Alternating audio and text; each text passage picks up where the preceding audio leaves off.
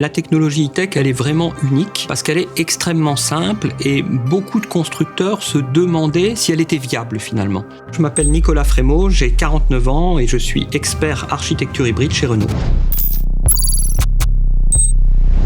Le déclic, en fait, ça a été de se dire on va faire un objet sans embrayage et utiliser un maximum les machines électriques qu'on va mettre pour faire l'hybridation. Les premiers développements d'E-Tech qu'on a fait ont été mis sur une Dacia Sandero pour montrer qu'on pouvait implanter la motorisation E-Tech dans une toute petite voiture qui soit accessible donc au plus grand nombre.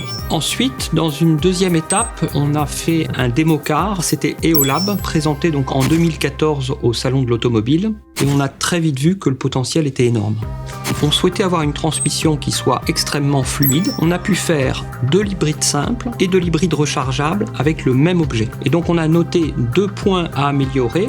Accélérer le démarrage du moteur thermique pour avoir une transmission très réactive et retrouver finalement ce plaisir de conduite instantané à la pédale qu'on a en électrique. C'est sans changer le concept, simplement rajouter un 4e rapport pour le moteur thermique de façon à avoir un roulage et plus confortable et plus économe en CO2 sur autoroute. C'est un peu surprenant, mais à partir de ce premier prototype en Lego, on a tiré finalement 150 brevets. Pour développer E-Tech, on est allé jusqu'à utiliser les ressources de la Formule 1. On part d'une petite graine, on a une ingénierie qui va s'approprier le concept pour arriver à toute une gamme de véhicules. Donc finalement, le rêve de quelques ingénieurs a pu devenir réalité et s'est transformé en une gamme complète aujourd'hui.